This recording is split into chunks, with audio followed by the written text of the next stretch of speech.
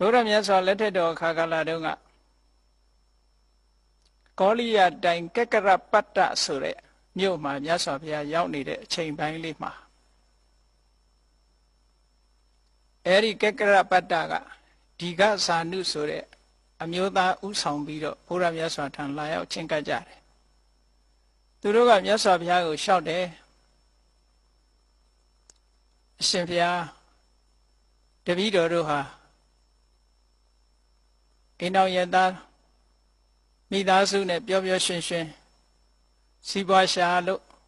လူဘဝမှာချမ်းချမ်းသာသာဒီလိုနေခြင်းပါတယ်တည်တဲ့အခါမှာလည်းပဲတပည့်တော်တို့ကောင်းရာဒုက္ခတိရောက်ခြင်းနဲ့ဗျာဒီဘဝလည်း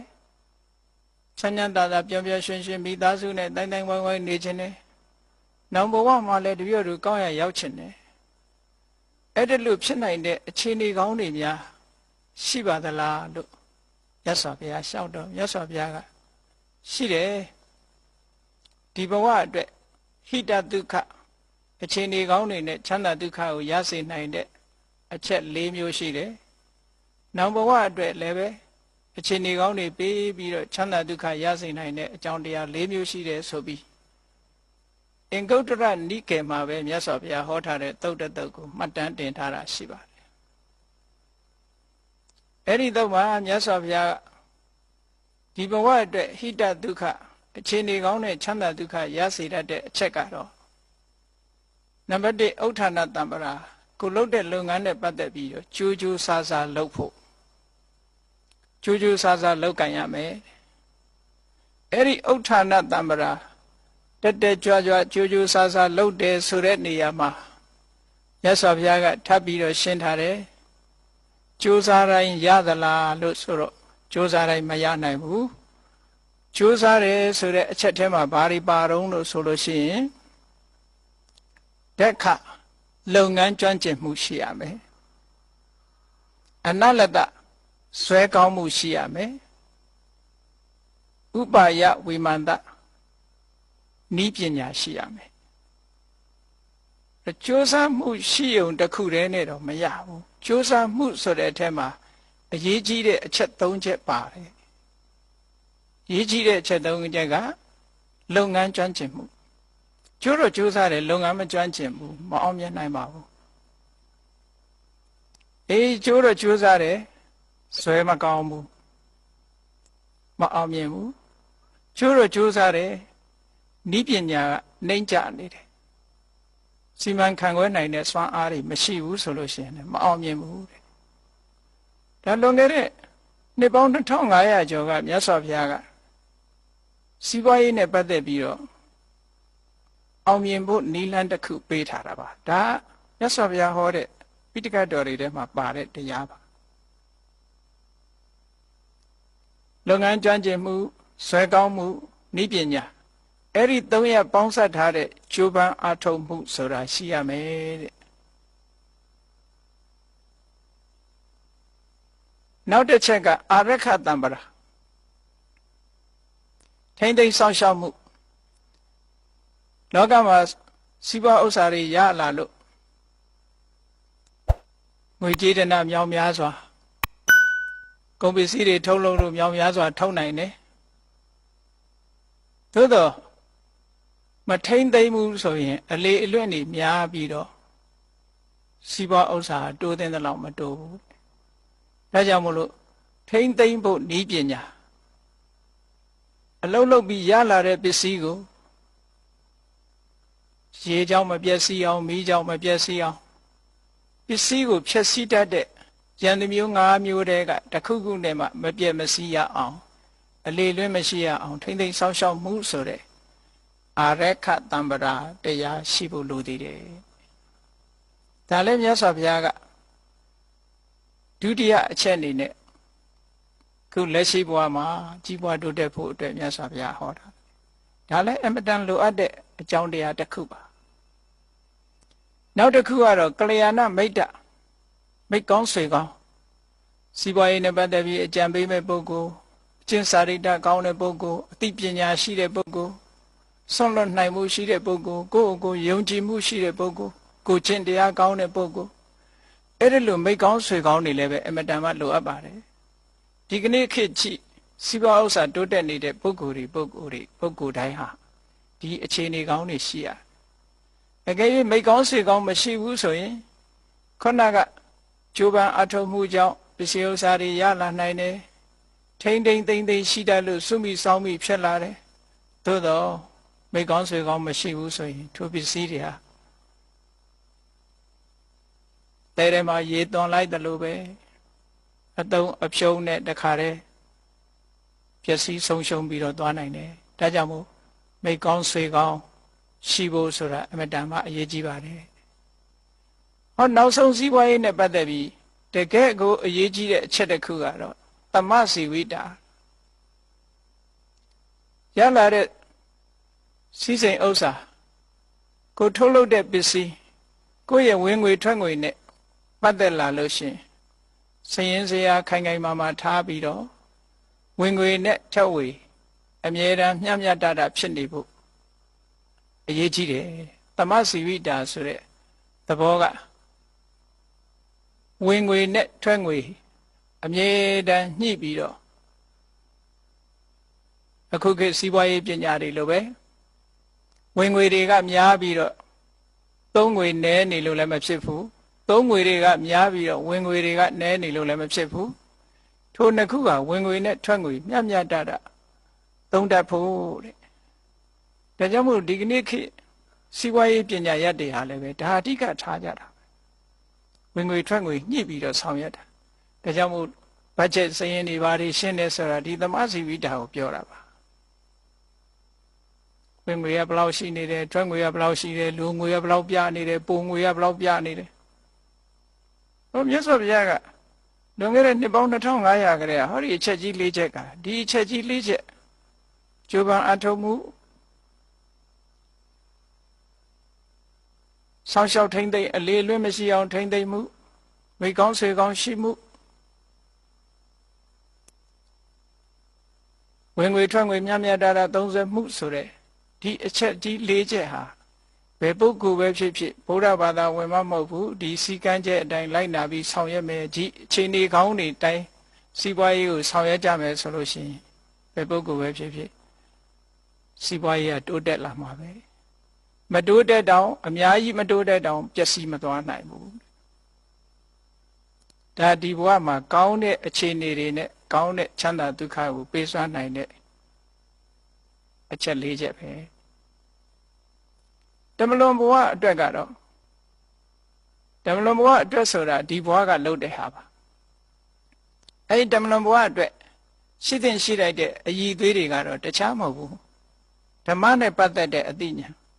ခုနကပြောခဲ့တဲ့လူလို့ဖြစ်လာလို့ရှိရင်စီးပွားရှာတတ်တဲ့မျက်စိရှိရမယ်ကိုချင်းတရားနဲ့ပတ်သက်တဲ့သိတဲ့မျက်စိရှိရမယ်ဒီနှစ်ခုရှိရမယ်ကိုချင်းတရားနဲ့ပတ်သက်လာလို့ရှိရင်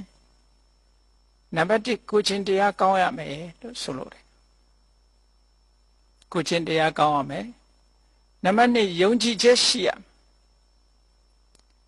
ယုံကြည်ချက်ဆိုတာဘာသာတရားနဲ့ပတ်သက်ပြီးတော့ဘုရားမြတ်စွာရဲ့ဒီနေရာမှာတော့မြတ်စွာဘုရားဟောထားတဲ့တရားထဲမှာဘုရားမြတ်စွာရဲ့မှန်ကန်စွာသိတဲ့အသိဉာဏ်ကိုလက်ခံယုံကြည်လို့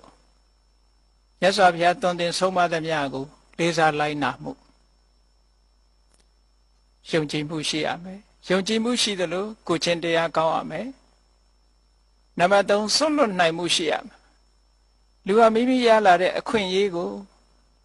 ကိုယ်က society နဲ့နေတာဖြစ်သောကြောင့်ရလာတဲ့အခွင့်အရေးတစ်ခုကိုတယောက်တည်းမသုံးပဲကိုတယောက်တည်းမခံစားပဲမိမိပတ်ဝန်းကျင်နဲ့မျှဝေခံစားတတ်ဖို့ဒါကိုစာဂတံပရာလို့ခေါ်တယ်ကိုရလာတဲ့အခွင့်အရေးတွေဟာကိုနဲ့တန်းတူဘယ်အခွင့်အရေးကိုမှကိုတယောက်တည်းကိုသိမ့်ပိုက်ထားတာမျိုးမရှိပဲအားလုံးလောကလူသားတွေနဲ့မျှဝေခံစားတတ်တဲ့စာဂတံပရာမျိုးရှိရမယ်နောက်တစ်ခုကပညာအကြောင်းအကျိုးအကောင်းဆိုခွဲခြားသိတာကအစလောကမှာရှိတဲ့သဘာဝတရားတွေဟာဘယ်ဟာမှမမြဲဘူးဆိုတာကိုသိရှိနားလည်ထားတဲ့ပညာမျိုးအဲ့တော့အချင်းချုပ်ပြောလိုက်လို့ရှိရင်တတ္ထတံပရာယုံကြည်မှုရှိရမယ်သ သီလတမ္ပရာကိုချင်းတရားနဲ့ပြည့်စုံရမယ်စာဂတမ္ပရာမျှဝေခံစားဖို့ကိုယ့်ရဲ့ကိုယ်ပိုင်တဲ့ပစ္စည်းကိုစွန့်လွတ်ပြီးအများနဲ့မျှဝေခံစားနိုင်မှုစွန့်ကြဲတတ်မှုရှိရမယ်ပညာတမ္ပရာအသိပညာရှိရမယ်လို့ဟောဒီအကြောင်းတရား၅ပါးဟာဒါအကြောင်းတရား၄ပါးဟာဟိတကောင်းကျိုးချမ်းသာတွေကိုဖော်ဆောင်ပေးနိုင်တဲ့အခြေအနေကောင်းတွေလို့ခေါ်တယ်အဲ့ဒီအခြေအနေကောင်း၄မျိုးရှိနေလို့ရှိရင်ဒုက္ခလို့ဆိုတဲ့အရာရာမှာအစဉ်ပြေမှုကိုချမ်းသာမှုစိတ်ချမ်းသာမှုဆိုတာတွေဖြစ်ပေါ်လာမှာပါဟိတမရှိဘဲဒုက္ခဆိုတာမရနိုင်ပါဘူးဟိတမရှိဘဲနဲ့ဒုက္ခဆိုတာမတည်မြဲပါဘူးဒါကြောင့်မို့ဒီစကားလုံးနှစ်ခုဟာအမြဲတမ်းတွဲပြီးတော့ဘုရားမြတ်စွာတရားတွေထဲမှာလာတယ်ဟိတာယဒုက္ခယအခြေအနေကောင်းတွေရှိရမယ်ထိုအခြေအနေကောင်းတွေကြောင့်ဖြစ်ပေါ်လာမဲ့ချမ်းသာဒုက္ခတွေရရှိနိုင်တယ်ဒီလိုဘုရားမြတ်စွာရဲ့ပိဋကတ်30နိကေ9ပြတပတ်ခန္ဓာထဲမှာလောကလူဘဝရရှိလာတဲ့ပုဂ္ဂိုလ်တိုင်းလိုက်နာကျင့်သုံးရမယ့်အချက်တွေအများအပြားဖော်ပြထားတာတွေ့ရလို့ဘုရားဘာသာဝင်သူတော်စင်တွေအနေနဲ့ဘုရားဟောတဲ့တရားအတိုင်းလိုက်ပြီးစီးပွားရေးကိုဆောင်ရွက်ကြမယ်ဆိုလို့ရှိရင်စီးပွားဘက်ကလည်းတိုးတက်နိုင်ပါတယ်လူမှုရေးပဲဆောင်ရွက်ကြမယ်ဆိုရင်လည်းပဲလူမှုရေးဘက်ကတိုးတက်ကြတယ်တော်တော်များများကဗုဒ္ဓမြတ်စွာရဲ့ဗုဒ္ဓဘာသာဝင်ဖြစ်ပေမဲ့လို့ဗုဒ္ဓဟောကြားတဲ့တရားနဲ့ပတ်သက်လာလို့ရှိရင်အစင့်မြင့်တဲ့ဘက်ကိုသိပြီးတော့ကြည့်ပြီးတော့မြတ်စွာဘုရားအိဋ္ဌဒုက္ခအနတ္တစသဖြင့်ဟောတယ်တန်တရားညီငွေဖို့ရဟောတယ်ဆိုဒုက္ခသစ္စာ၄ပါးထဲမှာဆိုရင်ဒုက္ခသမုဒယဆင်းရဲမှုကိုဥတည်ဟောတယ်ဆိုတော့မြတ်စွာဘုရားရဲ့တရားကိုတချို့အထင်မြင်လွဲတဲ့ pessimism လို့အဆိုးမြင်ဝါဒလို့ဒီလိုတောင်အထင်မြင်လွဲကြတာရှိတယ်မဟုတ်ပါဘူးတန်တရားဝကလွတ်မြောက်ဖို့အတွက်တွေ့တာမှုကိုပယ်ဖို့ရာကဒီနည်းလမ်းပဲရှိပါတယ်တန်တရားထဲမှာအစဉ်တပြေနေဖို့ရာအတွက်မြတ်စွာဘုရားဟောထားတဲ့တရားတွေမြောက်များစွာရှိတယ်လူမှုရေးနဲ့ပတ်သက်လာလို့ရှိရင်လေမြတ်စွာဘုရားဟောထားတာသင်္ကာလဝါဒတုတ်မှာအလုံးရှင်နဲ့အလုံးသမားဆက်ဆံရေးမိသားစုအတွင်းဆက်ဆံရေးတဦးနဲ့တဦးပေါင်းသင်းဆက်ဆံရေးဆိုတာတွေမြတ်စွာဘုရားဟောထားတယ်ခုနစီးပွားရေးနဲ့ပတ်သက်တဲ့အချက်လက်တွေဟာကြီးပွားတိုးတက်နေတဲ့ပုဂ္ဂိုလ်တွေကြီးပွားတိုးတက်နေတဲ့နိုင်ငံတွေကြီးပွားတိုးတက်နေတဲ့ကုမ္ပဏီတွေမြတ်စွာဘုရားဟောတဲ့တရားကိုမသိတော်လဲပဲမြတ်စွာဘုရားဟောထားတဲ့အချက်လက်တွေနဲ့ပြည့်စုံတယ်လို့ပြောနိုင်ပါတယ်သူတို့မှာဥဋ္ဌာဏတမ္ပရာရှိတယ်လုပ်ငန်းကျွမ်းကျင်တယ်နည်းပညာကောင်းတယ်ကြိုးစားတယ်ဟောဒီအချက်လက်တွေကညင်းလို့မရတဲ့အချက်လက်တွေပဲသူတို့မှာအာရခတမ္ပရာရှိတယ်အလေလွဲမရှိအောင်ထိန်းတတ်သိမ့်တတ်တယ်မိကောင်းဆွေကောင်းတွေရှိတယ်စီးပွားရေးအကြံပေးမဲ့ပုဂ္ဂိုလ်တွေအကျင့်ကောင်းတဲ့ပုဂ္ဂိုလ်တွေဟောတမစီဝိတာလို့ဆိုတဲ့ဝင်ငွေထွက်ငွေစီးပွားရေးကျွမ်းကျင်တဲ့ပညာရှင်တွေဟောဒီအချက်နဲ့တွေနဲ့ပြည့်စုံလို့စီးပွားရေးတိုးတက်တာပါဗုဒ္ဓဟောကြားတဲ့အတိုင်းသာလိုက်နာဆောင်ရွက်ကြမယ်ဆိုရင်လောကမှာစီးပွားရေးဘက်ကလည်းစီးပွားရေးတိုးတက်နိုင်ပါတယ်လူမျိုးရေးဘက်ကလည်းပြဿနာတွေနည်းနိုင်သမျှနည်းပြီးတော့အဆင်တပြေဖြစ်နိုင်ပါတယ်ကောင်းတဲ့အခြေအနေတွေအခြေအနေကောင်းတွေအကြောင်းတရားတွေကိုမြတ်စွာဘုရားဟောထားတယ်အပရိဟာနိယတရားမပြတ်စည်းဝေးပါညီညီညွတ်ညွတ်စည်းဝေးပါညီညီညွတ်ညွတ်စည်းဝေးပြီးဆုံးဖြတ်ပါဆုံးဖြတ်ချက်အတိုင်းတညီတဲ့အကောင့်ထဲပေါ်ပါဆိုတာအခြေခံထားတာပါနောက်ဓမ္မပဒမှာကြည့်မယ်ဆိုလို့ရှိရင်မြတ်စွာဘုရားကနာဟိဝေရေနဝေရဏိတမ္မန္တိဒကုရသနာအဝေရေနသတမ္မန္တိဧတဓမ္မောတဏ္ဏတနောငြိမ်းချမ်းတဲ့ဤဟာမေတ္တာတို့တရားသာဖြစ်တယ်လို့ဟောဓမ္မပဒမှာမြတ်စွာဘုရားဟောထားတာရှိပါတယ်ဘုရားမြတ်စွာဟောထားတဲ့တရားဓမ္မအတိုင်းလိုက်နာမယ်ဆိုလို့ရှိရင်ကဘာကြီးကလည်းငြိမ်းချမ်းသွားမှာပါစီးပွားရေးတိုးတက်မှုလည်းဖြစ်နိုင်တယ်ကဘာကြီးငြိမ်းချမ်းမှုလည်းဗုဒ္ဓတရားတော်ကဖော်ဆောင်ပေးနိုင်တယ်စီးပွားရေးလူမှုရေးအလုံးအစင်တပြေဖြစ်ပြီးတော့ ငြိမ်းချမ်းတဲ့ကဘာကြီးတစ်ခုဖန်တီးနိုင်ဖို့အတွက်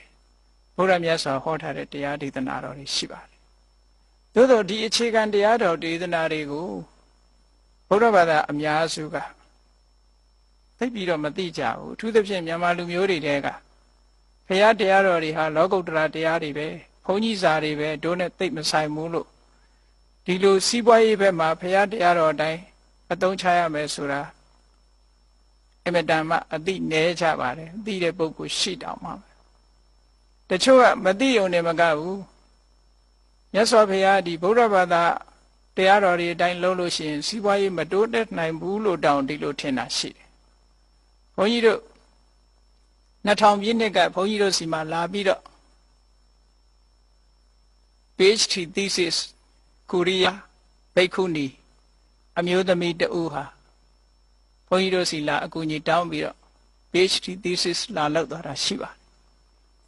တယ်။သူနဲ့စကားဆက်မိလို့ပြောတော့သူတို့ကိုရီးယားမှာတဲ့သူတော်တော်များများအမြင်ရှိတယ်။ဘုရားဘာသာဖြစ်လို့ရှိရင်တိုင်းပြည်မကြီးပွားနိုင်ဘူးလို့တော်တော်အမြင်ရှိကြတယ်။အဲ့ဒီအမြင်ကဘုရားတရားတော်ကိုမသိလို့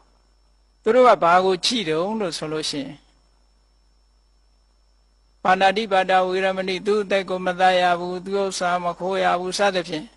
၅ပါးသီလကိုမလုပ်ရဘူးရှောင်ရမယ်ဆိုတာတွေကိုကြည့်ပြီးတော့လောကကြီးမှာဒါတွေရှောင်နေလို့စီးပွားရေးလုပ်လို့မဖြစ်ဘူးလို့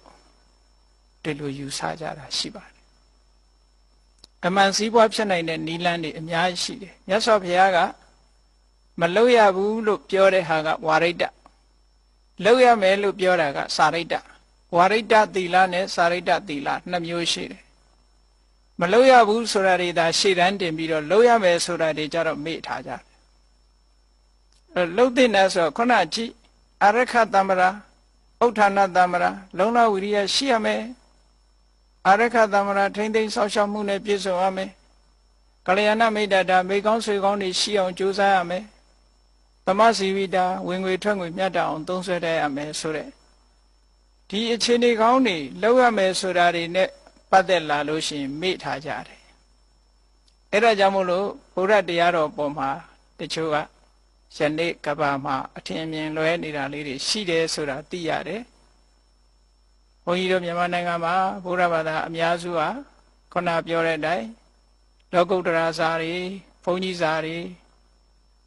လောကီကိစ္စနဲ့မဆိုင်ဘူးလို့ဒီလိုယူဆချက်တွေအများကြီးရှိနေပါတယ်တကယ်ကအဲ့လိုမဟုတ်ပါဘူးဘုရားမြတ်စွာရဲ့တရားတော်တွေမှာနှစ်ပိုင်းရှိတယ်တစ်ပိုင်းကတန်တရားထဲမှာဘဝတစ်ခုကနေတစ်ခုဘဝတစ်ခုရလာတဲ့အခါမှာအခြေအနေကောင်းတွေဖြစ်ပေါ်စေပြီးတော့ချမ်းချမ်းသာသာလူဘဝတစ်ခုဖြတ်သန်းနေထိုင်သွားဖို့တန်တရားတဘဝကနေပြီးနောက်တစ်ဘဝလဲပတ်တဲ့အခါမှာလည်းပဲတန်တရားလဲတဲ့အခါမှာလည်းပဲချမ်းချမ်းသာသာဒီလိုဖြစ်ဖို့အခြေအနေကောင်းတွေကိုမြတ်စွာဘုရားကဟောကြားထားတာဖြစ်ပါတယ်နောက်ဆုံးမြည်သည့်ဘာသာတရားမှမပါတဲ့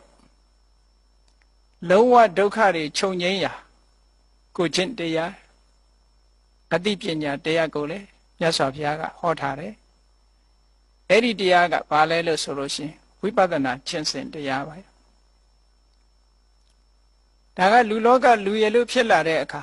ဘဝပေါ်မှာတွေ့တာမှုဆိုတာရှိကြတယ်မိမိဘဝကိုတွေ့တာတယ်မိမိဘဝကိုတွေ့တာသည့်အတွက်ကြောင့်ကိုယ့်ရဲ့ပတ်ဝန်းကျင်ကိုတွေ့တာတယ်အဲ့တော့ထိုအတွေ့တာသည်ကိုယ့်ဘဝကိုလည်းတွေ့တာတယ်ပတ်ဝန်းကျင်ကိုလည်းတွေ့တာတယ်အဲ့ဒီအတွေ့တာတွေကဘာကိုဖြစ်စေတယ်လဲလို့ဆိုရင်ဝေါရီလို့ဆိုတဲ့စိုးရိမ်မှုတွေတောကတွေကိုဖြစ်စေတယ်အတွေ့အတာရှိတဲ့နေရာမှာစိုးရိမ်မှုဆိုတာပေါ်လာအတွေ့အတာမရှိရင်စိုးရိမ်မှုမရှိပါဘူးကိုမပိုင်ဆိုင်တဲ့ပစ္စည်းတစ်ခုပေါ်မှာမြည်သူမှ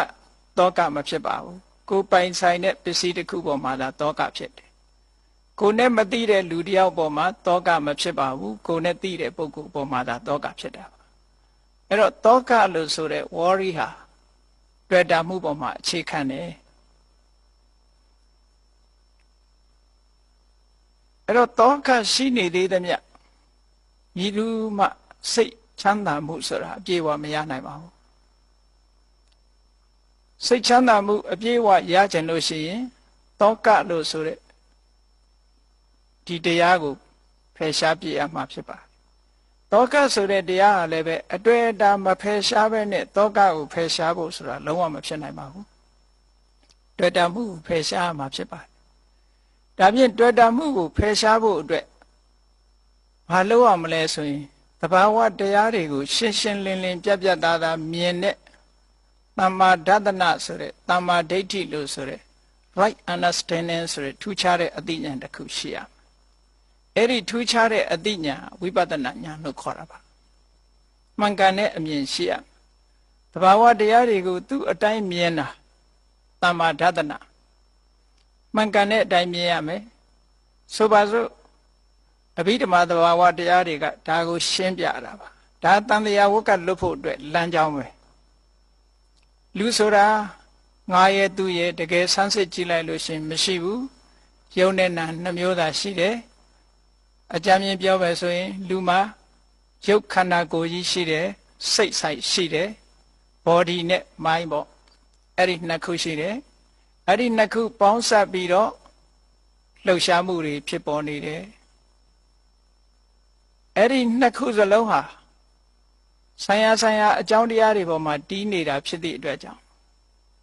body လို့ဆိုတဲ့ရုပ်တရားကလည်းတစ်ခုတည်းမဟုတ်ဘူးအစုအဝေးနဲ့ပေါင်းစပ်ထားလို့ဖြစ်နေတာ mind လို့ဆိုတဲ့နံတရားကလည်းတစ်ခုတည်းမဟုတ်ဘူးစုပေါင်းပြီးတော့ဖြစ်ပေါ်နေတဲ့အရာတစ်ခုဖြစ်တယ်ဒီရုပ်နဲ့နံဒီနှစ်ခုသည်အပြန်အလှန်ဆက်သွယ်ပြီးတော့လူတွေမှာလှုပ်ရှားမှုဖြစ်လာပြီးယောက်ျားသဏ္ဍာန်မိန်းမသဏ္ဍာန်တတ္တဝါသဏ္ဍာန်ဒီလိုထင်မြင်နေရထင်မြင်နေသည့်အတွက်ကြောင့်ဒါကငါလို့ထင်တယ်ဒါကသူလို့ထင်တယ်ဒါကယောက်ျားလို့ထင်တယ်ဒါကမိန်းမလို့ထင်တယ်ဟောဒီအထင်အမြင်တွေဟာတကယ်ထင်တဲ့အတိုင်းဟုတ်ကလားလို့သဘာဝတရားနဲ့ကြည့်လိုက်လို့ရှိရင်သဘာဝအသိဉာဏ်နဲ့ကြည့်လိုက်လို့ရှိရင်တကယ်ထင်တဲ့အတိုင်းမဟုတ်ပါဘူးသူတို့ဟာယုတ်တရားဟာယုတ်တရားတက်တက်ပဲဖြစ်ပါတယ်ငါလို့ပြောစရာမရှိပါဘူးနန္တရားဟာလည်းနန္တရားတက်တက်မျှတာဖြစ်ပါတယ်ငါလို့ပြောစရာမရှိပါဘူးယုတ်နဲ့နံနဲ့နှစ်ခုခွဲထားလိုက်မယ်ဆိုလို့ရှိရင်လှုပ်ရှားမှုတို့ပြောဆိုမှုတို့ဒါတွေဟာအကုန်လုံးရပ်သွားမှာဖြစ်ပါတယ်အဲ့ဒါလို့ယုတ်နဲ့နံကိုခွဲခြားပြီးတော့သိမြင်လာတာဟာနာမရူပပရိစ္ဆေဒဉာဏ် analytical knowledge of mind and matter လို့ခေါ်တယ်အဲ့ဒီအသိဉာဏ်ဟာအဘိဓမ္မာကိုလေ့လာခြင်းဖြင့်အဲ့ဒီအသိဉာဏ်အခြေခံတွေကိုရနိုင်တယ်ထိုမှတစ်ဆင့်လက်တွေ့ဝိပဿနာကျင့်စဉ်တစ်ခုကိုကျင့်သုံးခြင်းဖြင့်လူဆိုတာတကယ်ကအခေါ်အဝေါ် concept အယူဆတရားသာဖြစ်တယ်တကယ်ကတော့အသေးစိတ်တစ်ခုစီခွဲခြားကြည့်လိုက်မယ်ဆိုလို့ရှိရင်လူဆိုတာမရှိတော့ဘူးယုတ်တရားနံတရားတက်တက်မျှတာဖြစ်တယ်လို့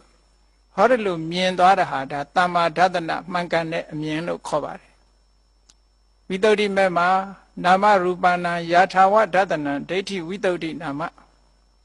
နာယုတ်တွေကိုသူ့အရှိတိုင်းမြင်တာဟာဒိဋ္ဌိဝိတ္တုဒ္ဓိမှန်ကန်တဲ့အမြင်ဖြူစင်တဲ့အမြင်လို့ခေါ်ပါတယ်အဲ့ဒီဖြူစင်တဲ့အမြင်မှန်ကန်တဲ့အမြင်ကိုအခြေခံလိုက်လို့ရှိရင်ဒီယုတ်တရားနံတရားတွေဟာဘာကြောင့်ဖြစ်တယ်ဆိုတဲ့အကြောင်းတရားကိုသိမြင်တဲ့ပိစယပရိက္ခဉာဏ်တွေဖြစ်လာနိုင်တယ်နာမရူပပရိစ္ဆေဒဉာဏ်နဲ့ပိစယပရိက္ခဉာဏ်နှစ်ခုအခြေခံပြီးတော့ဆက်ပြီးလက်တွေ့ကျင့်သုံးသွားလိုက်မယ်ဆိုရင်မမြဲတဲ့သဘာဝတွေအစဉ်သာဝရပြောင်းလဲနေတဲ့သဘာဝတွေသင်္ခါရတရားတွေရဲ့ဒီမတည်မြဲတဲ့အာကိုးစရာမရှိတဲ့အခြေအနေမျိုးတွေကိုမြင်လာလို့ရှိရင်ခုနပြောတဲ့ attachment လို့ခေါ်တဲ့တွေ့တာမှုဟာရောကြလာမှာဖြစ်ပါတယ်တွေ့တာမှုတွေရောကြလာသွားတာနဲ့တပြိုင်တည်း worry ဆိုတဲ့တောကတွေလည်းရောကြသွားမှာဖြစ်ပါတယ်တောကတွေရောကြသွားတာနဲ့တပြိုင်တည်းငြိမ်းချမ်းတဲ့စိတ်ချမ်းသာမှုငြိမ်းချမ်းတဲ့သဘာဝလေးဟာပြန်ပြီးတော့ပေါ်လာမှာပါအဲ့တော့မြတ်စွာဘုရားသခင်ကိုရောမြတ်ဒုတိယပိုင်းအနေနဲ့ဟောတဲ့တန်တရားဝကထွမြောက်ရာလမ်းဆိုတာဝိပဿနာကျင့်စဉ်ဖြင့်မစ္စည်းမပฏิပဒါလို့ခေါ်တဲ့ right understanding မှန်မှန်ကန်ကန်နားလည်ခြင်းထိုမှန်မှန်ကန်ကန်နားလည်ခြင်းဆိုတဲ့အခြေအနေကိုရောက်အောင် right thought မှန်မှန်ကန်ကန်စဉ်းစားတတ်ခြင်းဆိုတဲ့တမ္မာသင်္ကပ္ပ right effort ဆိုတဲ့တမ္မာဝါယာမမှန်မှန်ကန်ကန်နိလန္ဒကြစနစ်တကျကြိုးပမ်းအားထုတ်ခြင်းတမ္မာတတိ right mindfulness လို့ခေါ်တဲ့မှန်ကန်စွာတတိယမှုနဲ့တမ္မာသမာဓိ right concentration လို့ခေါ်တဲ့အာယုန်တစ်ခုတည်းပေါ်မှာမှန်ကန်တဲ့နိလန်းခြင်းစူးစိုက်ခြင်းလို့ဆိုတဲ့ဒီမဲ့ခင်၅မျိုးဥဆောင်ပြီးတော့လှုပ်သွားလို့ရှိရင် right understanding ဆိုတာပေါ်လာမှာဖြစ်ပါတယ်။ထို right understanding ကသာလျှင်တန်တရားထဲမှာဖြစ်ပေါ်လာစေတတ်တဲ့ကိလေသာဆိုတဲ့အကြောင်းတရားတွေကံကိုဆက်ဖို့လုပ်နေတဲ့ကိလေသာဆိုတဲ့အကျိုးတရားတွေအကြောင်းတရားတွေဒါတွေကိုဖယ်ရှားပြစ်နိုင်မှာဖြစ်ပါတယ်ကိလေသာဆိုတဲ့အဆိုးတရားတွေဖယ်ရှားပြစ်လိုက်ခြင်းဖြင့်ကောင်းကံဆိုးကံဆိုတာတွေဟာလည်းပဲအကျိုးပေးနိုင်တော့မှာမဟုတ်တော့ပါဘူးထိုကံတွေအလုံးအကျိုးမပေးနိုင်တော့ဘူးဆိုလို့ရှိရင်နောက်ဆုံးအကြောင်းတွေပြတ်သွားရင်ဒုက္ခတွေဟာအကုန်လုံးချုပ်ငြိမ်းပြီးတော့ရဆိုင်သွားမှာဖြစ်ပါတယ်ဒါကိုပဲသာဝရငြိမ်းတဲ့အငြိမ်းတဲ့နိဗ္ဗာန်လို့မြတ်စွာဘုရားကဒုတိယပိုင်းမှာဟောတာပါနောက်ဆုံးတန်တရားထဲမှာနေရင်ချမ်းသာဒုက္ခရနိုင်တဲ့နိလန်းတွေနောက်ဆုံးမှာထိုချမ်းသာဒုက္ခရတဲ့ဆိုတောင်အိုခြင်းနာခြင်းသေခြင်းဆိုတဲ့ဒီဒုက္ခတွေကမလွတ်နိုင်ဘူးအဲ့ဒီအိုခြင်းနာခြင်းသေခြင်းဆိုတဲ့ဒီဒုက္ခတွေလွတ်မြောက်ရာဖြစ်တဲ့မဂ္ဂင်၈ပါးအကျင့်တရားကျင့်သုံးမှသာလျှင်လောကမှာရှိတဲ့ပြဿနာမျိုးစုံကလုံးဝချုပ်ငြိမ်းပြီးလွတ်မြောက်မှာဖြစ်ပါတယ်ဆိုတဲ့အကြောင်းကိုအားလုံးဗုဒ္ဓဘာသာဝင်သူတော်စင်တို့သည်ဗုဒ္ဓမြတ်စွာဟောထားတဲ့မြတ်ဗုဒ္ဓဒေသနာနှင့်ယနေ့ကဘာအကျိုးပြုနိုင်ပုံကိုအားလုံးမှတ်သားပြီးတော့ဗုဒ္ဓမြတ်စွာဟောကြားတော်မူတဲ့တရားအတိုင်းလိုက်နာကျင့်သုံးနိုင်ကြပါစေကုန်သတည်း